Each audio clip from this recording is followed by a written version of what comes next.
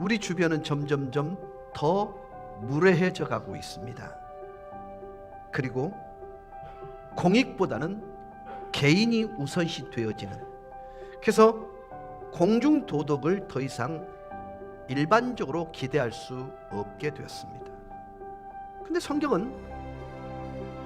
존경은 안정된 가정과 안정된 인생이 세워지는 가장 중요한 가치 중에 하나라고 분명하게 말씀해 주고 있습니다. 그래서 오늘 우리는 어떻게 존경하고 존경을 받을 것인지에 대해서 살펴보려고 합니다. 존경하고 존중받는 일은 같은 것입니다. 그리고 존경받는 방법은 존경하는 일을 통해서 가능합니다. 내가 존경받고 싶으면 존경을 심어야 합니다. 그래야 싹이 나는 거예요. 어떻게 심지 않은 데서 거둘 것을 기대하십니까? 그러시면 안 됩니다. 내가 존중받고 싶으면 존중을 심으셔야 합니다. 성경은 모든 사람은 반드시 존중하는 마음으로 대우받아야 된다고 얘기하고 있습니다. 왜요? 그 첫 번째는요, 하나님께서 모든 사람을 지으셨기 때문입니다. 성경은요, 가장 사랑할 수 없는 사람조차도 하나님은 사랑의 대상이라고 말씀해 주고 있습니다. 이유가 뭡니까? 예수님께서 모든 사람을 위해 죽어주셨기 때문입니다.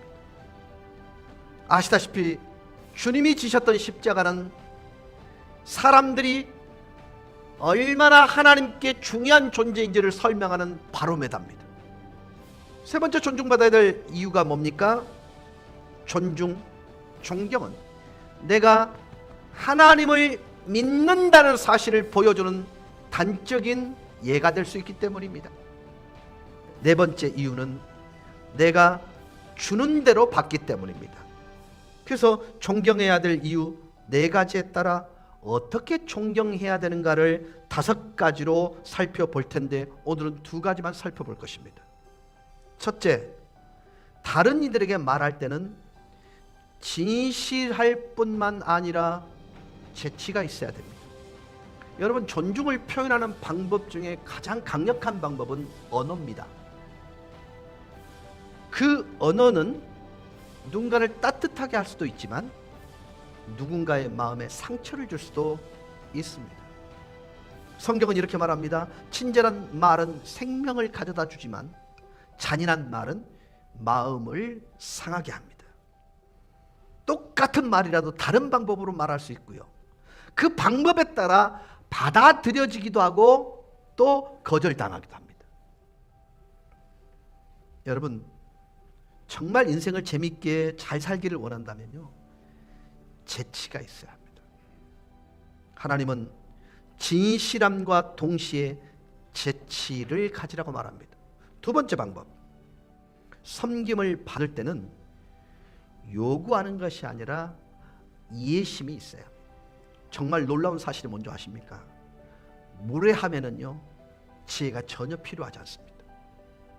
반대로 사람들에게 요구하지 않고 이해심을 갖는 것은 좋은 품성, 성숙, 그리고 큰 에너지를 가지고 있는 것과 같습니다.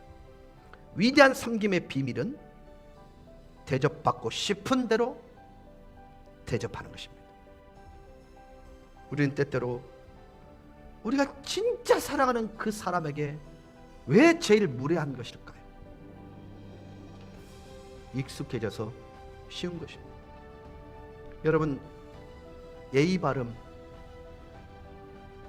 이것은 작은 것들에 대한 사랑입니다.